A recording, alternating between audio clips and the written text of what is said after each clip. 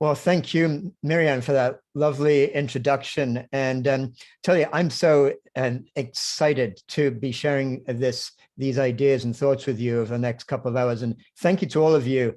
And I know some of you are in places that are not too amenable to this time frame. I know there's a few people in the middle of the night there in places like Australia who have joined us. And I really appreciate that commitment to opening our minds to the possibilities of things. And this idea of an ecological civilization is one that totally inspired me. And really, I'm devoting the next years of my life to getting these ideas out there in the world because I feel it's so important. So really looking forward to this class today. I'm going to share the screen now. And take you through that first presentation as Marianne mentioned. And so hopefully at this point, you should be able to see the screen right here on envisioning an ecological civilization. And let's begin. As Marianne said, we're going to be doing two actual talks today. And the first one is going to be looking at the question of, well, what really is an ecological civilization? And really, why do we need something like this? And maybe the best place to begin with is why we need something like this. And really, here we are at the Earth Charter Institute. Seems like the best place to begin is with contemplating the Earth itself, our only home. And the only place that we know of in the universe right now where we know that life exists. And on this beautiful planet, life actually emerged fairly early on, billions of years ago. But it's only been the last 100,000 years or so that one particular species developed the collective power and ability to actually affect the quality of the rest of life, like almost like a geological force in itself. And of course, that's the human species. And so, of course, the fundamental question is, well, how are we doing with that? How have we stewarded this incredible power that we have? And the terrible answer that I'm sure everybody joining us today is only too aware of is we're doing a terrible job. We just look around us right now in the world and we see these harbingers of a daunting future with wildfires out of control, floods out of control, drought, and this terrifying realization that it's just only going to get worse and worse as the decades come. It's beginning to get more understood around the world now that we are really facing a climate emergency, that we're headed towards catastrophic 3 to 5 degrees Celsius warming this century, by the end of the century, if we don't do something about it. And the things that nations are talking about doing would still lead to at least 2 degrees or more, which scientists call a prescription for disaster because of the zone of cascading amplifying feedback that we're all aware of. Even the 1.5 degree level, which we're pretty much on the way to surpassing in just the next few years, even that's not considered to be a safe target. But here's the thing, we're all aware of this climate emergency, but even if we were somehow able to find some silver bullet or whatever that kind of fixed the climate itself, and the climate is only really a symptom of a deeper underlying trauma, a deeper underlying pathology that we're looking at, which is the vast ecological destruction that our global civilization is causing across the board, across the entire Earth. And just to give you a few highlights, I'm not going to dwell too much on all the details of this, but a few highlights of giving a sense of how extreme this destruction is. There's been a 68% decline in animal populations worldwide since just 1970 alone. We're now looking at the 6th great extinction of species since life began on Earth. Only this one, of course, is caused by one particular species. Where no matter what happens, scientists are pretty much convinced we're looking at the virtual annihilation of coral reefs worldwide this century. And the UN forecast that 95% of Earth's land will be degraded by the middle of this century. But of all the statistics, the one that blows my mind the most is this one, that at the current rates, by 2050, there will be more plastic by weight in the ocean than fish. So, yeah, how did we get to this crazy place, we might ask? Well, in my earlier book that I published a few years ago, The Patterning Instinct, I looked at the different ways in which cultures made sense of the universe all the way from earliest hunter-gatherer times to the present day. And I won't go into that much detail in this presentation, but one key learning emerged from that, I think, the crucial distillation, which is simply this realization that culture shapes values. Those values shape history. And by the same token, our values, and we have as a global society today, and what will shape the future. So let's turn to our values. And I always think of this picture as being iconic of our values because they're based on separation. Here's these people all separate from each other, connected with their technology, but not with each other, and even separate from the food they're eating. We're not even going to be thinking about where that food might have come from. And if we drill down like one level deeper, we can get to a sense of what is this modern story of separation, that even though we may not be explicit about day to day, we basically live our lives according to it. And that story says things like nature is a machine. Humans are separate from nature. Humans are separate from each other. The human progress arises from the conquest of nature, that the earth is a resource to exploit for human benefit. And ultimately, basically, that the purpose of life is to just get wealthy and powerful as a result of all this. Now, this modern story of separation, even though it dominates our world today, it actually emerged hundreds of years ago, basically, in early modern Europe, around the time of the scientific revolution. And a lot of the preconceptions that we have today are based on these ideas that were hundreds of years old that have since been superseded, but still dominate our cultural mindset. So Francis Bacon, the prophet of the scientific age at that time, talked about how it was an exciting time. And he talked about how we could establish and extend the power of dominion of the human race itself over the universe through developing an understanding of science. And we could render ourselves the masters and possessors of nature. And the Europeans at that time did a very effective job of using science in that way. But they also applied that not just to nature, but to the rest of the world too. So they saw themselves conquering nature, and they also felt that they had some God-given right to conquer other continents too, which they proceeded to do in the ensuing centuries. And that led to this global history of the last few hundred years of basically extraction and exploitation, which arose from that core worldview of separation that emerged in Europe around that time. And that worldview of separation led to a sense like two different dimensions of a belief in supremacy, a belief in human supremacy, that humans were essentially different from the rest of nature and also essentially better. And they somehow had some intrinsic value that the rest of nature didn't have. And the Europeans also developed this white supremacy, that actually among humans, that white Europeans, and especially if you're Christian, were also essentially different from the rest of other humans and in some ways better. And those two dimensions of supremacy led to seeing both nature as a resource and other people as resources.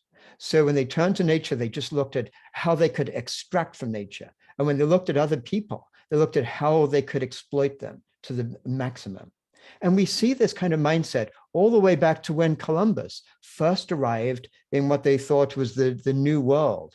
And he met the Arawak indigenous people there, the Taino.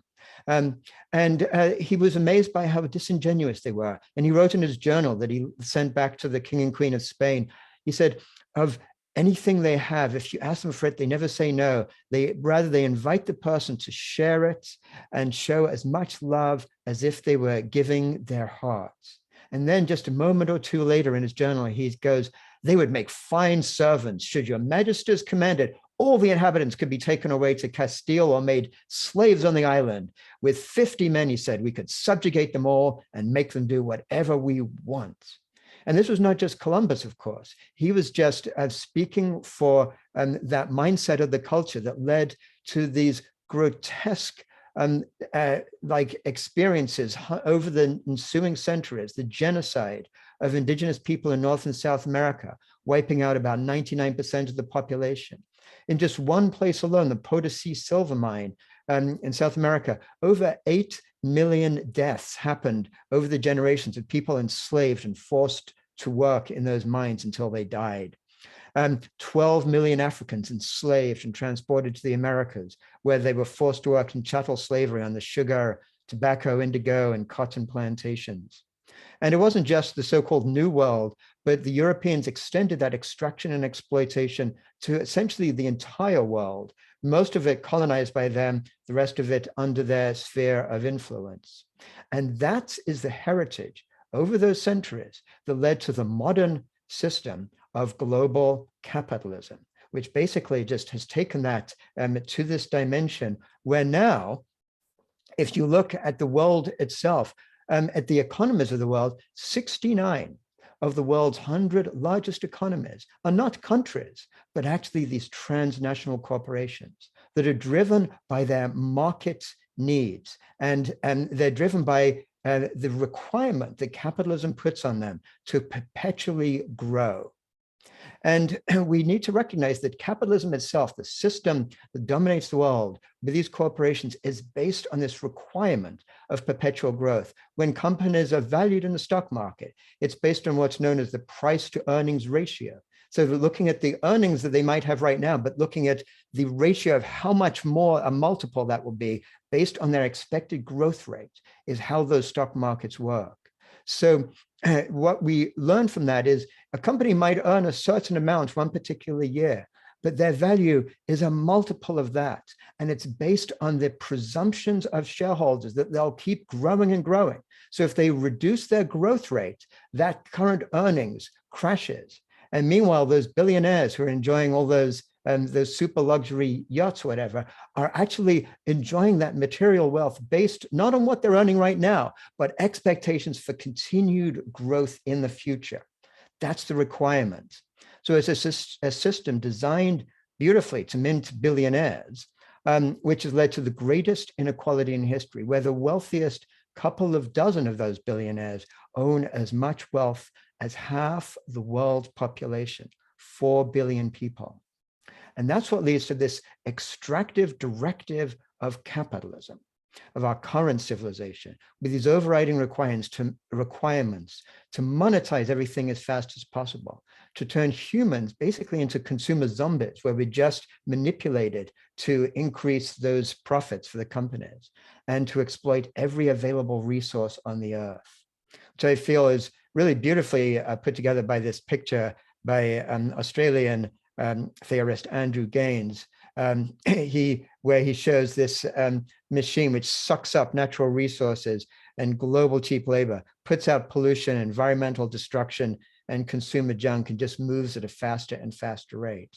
And they've done, this system has worked incredibly well for what it's designed to do, leading to this great acceleration, as scientists call it, in the amount of human production and consumption of the earth, which really took off since the end of the Second World War and the development of the modern global system. And with all that destruction that's taken place already, global production is actually projected by mainstream economists to be tripling by 2060. And some techno optimists or whatever look at that and they say, oh, don't worry, there's green growth. We'll decouple through technology the growth in GDP from the resource use. And actually, studies have shown that there's no empirical evidence for that kind of decoupling. When people study the growth in GDP and raw material consumption around the world, it tracks almost like absolutely tightly, step by step, which is why so many scientists are warning with louder and louder voices, we're rapidly heading for a precipice.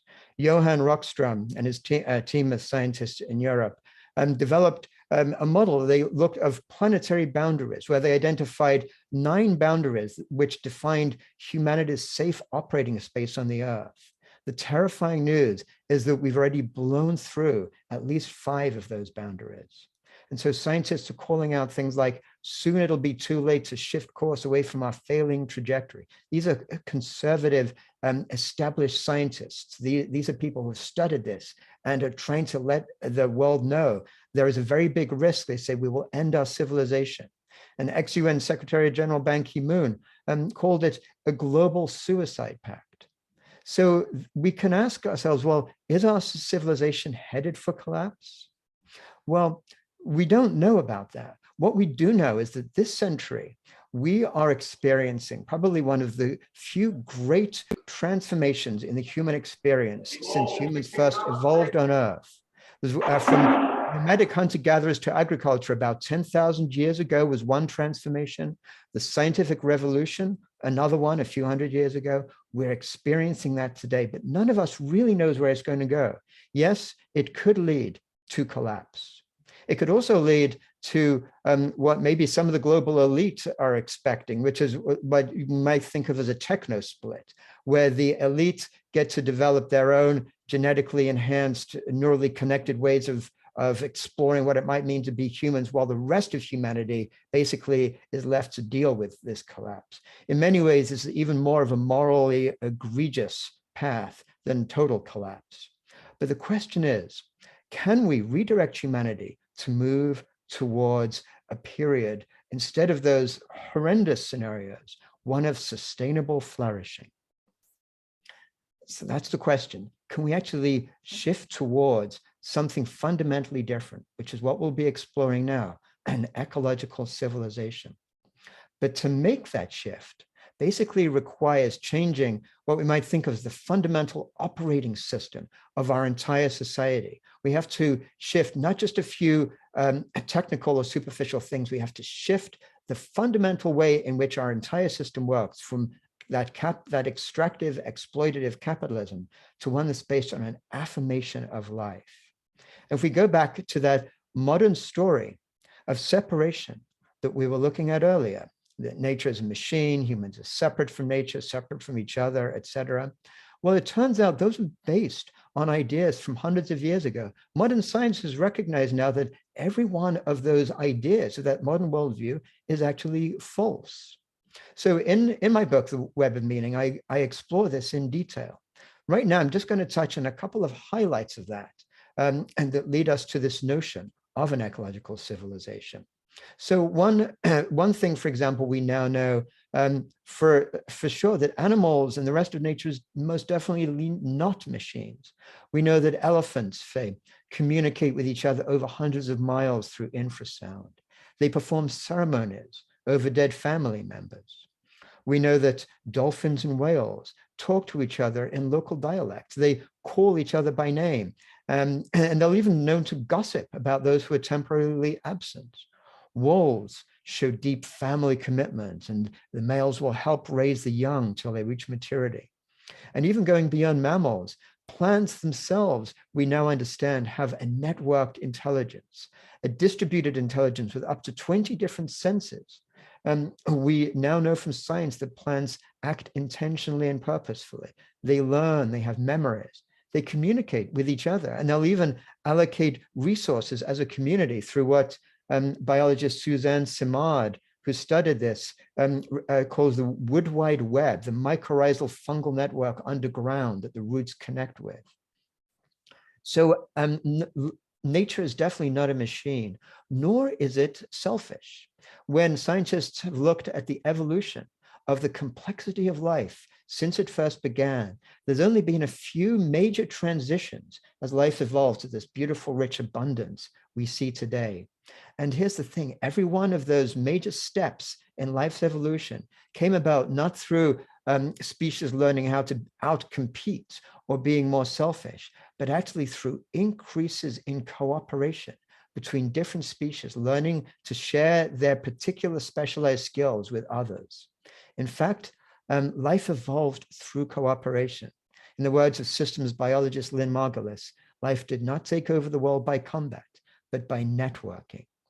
And one of the great secrets that life discovered over those billions of years is known in biology as mutually beneficial symbiosis. It's like a harmonic dance that ecosystems perform, where plants take the energy of the sun, photosynthesize, and provide nourishment to the animals. The insect pollinates the plants. Animals transport their seeds and fertilize the soil.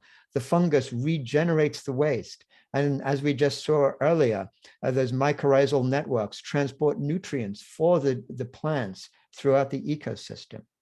So that's how life actually works in ecosystems. And life developed this mutually beneficial symbiosis in a particular pattern through life known as fractals, patterns that repeat themselves at different scales, which are everywhere in the natural world, from the tiniest element to the largest.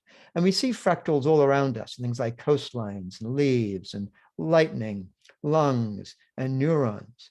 And scientists now recognize that nature itself is a fractally connected system, where every cell is a fractal part of its organism, which is a fractal part of its species, which is part of the ecosystem, which ultimately is part of the living earth, which is known as the holarchy, but basically where each system contains different whole systems within it.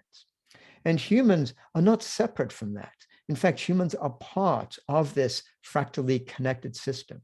And our human flourishing itself is fractal, where every human mind-body organism is fractally connected with their community, which is a fractal part of the living earth. And far from being more selfish than others or outcompeting others, humans actually evolved to be even more cooperative than other primates that we evolved from. In fact, early hominids millions of years ago, when they found themselves on the savannah, they were vulnerable to predators. Those communities who learned to collaborate were the most successful. And over millions of years, human identity as a species expanded from just identifying with self and kin to include the entire group. And it's that human ability to cooperate with each other, even those who are not kin, that differentiates us from other primates. As a result of that, humans developed what are known by psychologists as moral emotions: compassion, guilt, shame, gratitude, or embarrassment. These are things we feel in our guts, and we don't just act morally because we think we should. We do so because it feels right. And early indigenous communities around the world understood that and built their value systems on that basis. In Africa, to this day, there's this profound concept of Ubuntu, which means I am because you are. In North America, the Lakota tribe have this phrase, Mitakuye Oyasin, we are all related. And they're referring not just to each other and the humans among them, but all the sentience around them, that they're all part of the same living family. And this was really expressed powerfully by Albert Schweitzer, the 20th century humanitarian, who made a statement when saying, I am life that wills to live in the midst of life that wills to live. And as a result, in his words, I cannot but have reverence for all that is called life. That is the beginning and foundation of morality. And that is also the beginning and foundation of an ecological civilization, which would be this transformation in the basis of our global civilization from one that is wealth-based to one that is life-based. It's one that would be a global cultural and economic system that would promote sustainable flourishing for humans and Earth. And it's a civilization that would take its principles from those principles of ecology that look at how living systems self-organize.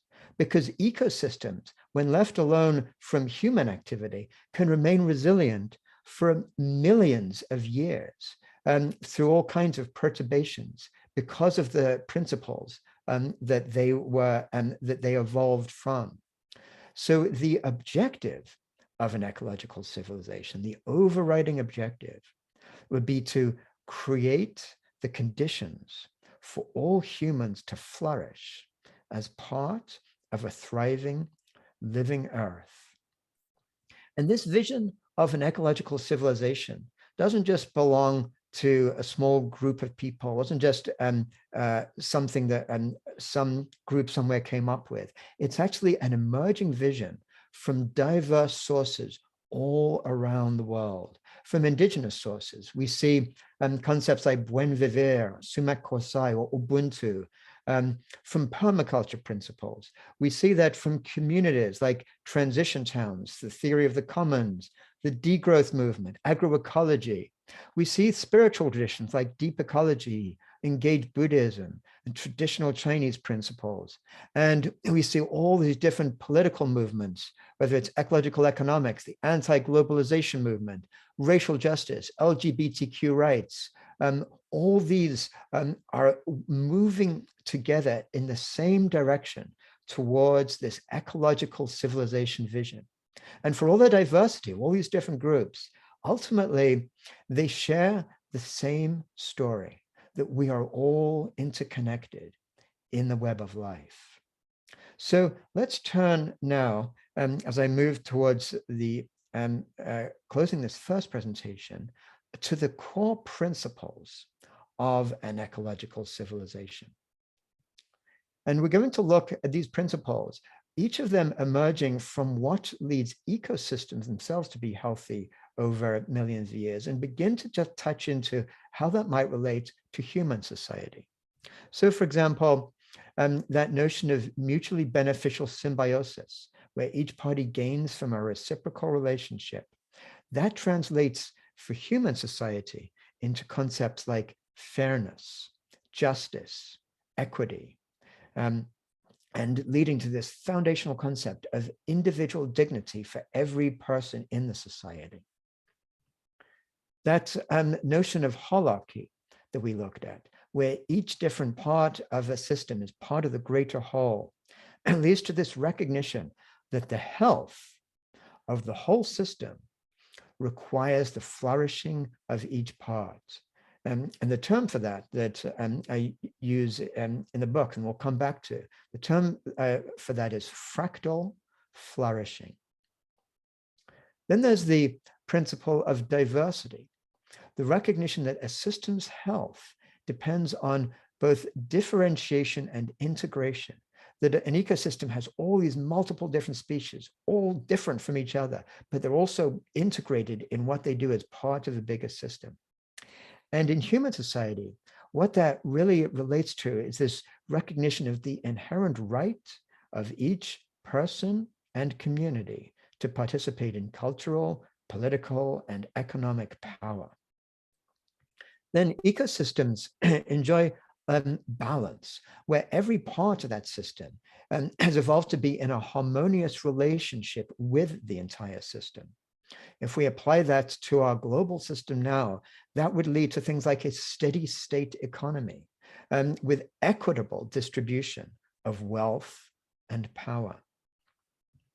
Now, if you look at an ecosystem, we know that each different species within that system does what it does, not because there's some big power that's telling it what to do, but because it's following its own directive as part of this bigger system of all of life, which leads to this notion of what is known as subsidiarity, which means basically grassroots self-autonomy, pushing decision-making in whatever elements of society down to the lowest possible level in the system. And then, of course, there's this recognition of embeddedness, recognizing humanity as being not separate from, but part of the natural world, leading to this sense of tending Mother Earth, rather than trying to dominate or control her or extract resources from her, but recognizing that is what we humans are here on the earth to do.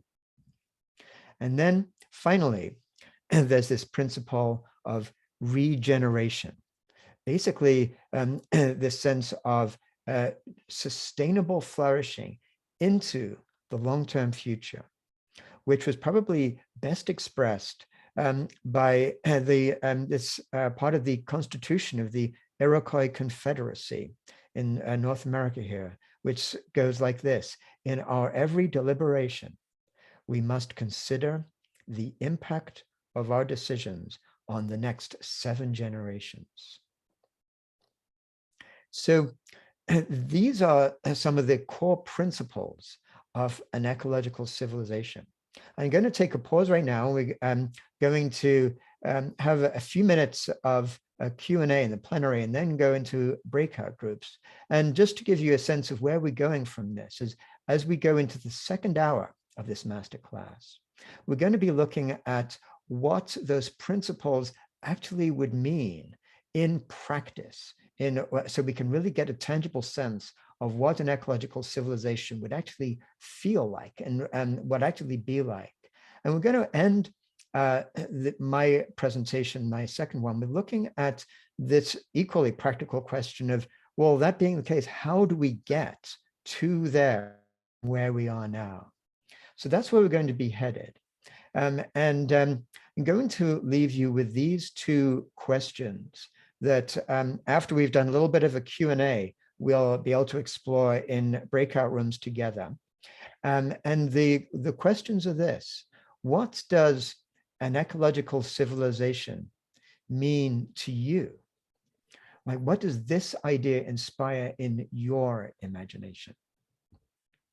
So I'm going to stop sharing the screen right now, and we'll come back to our main room here.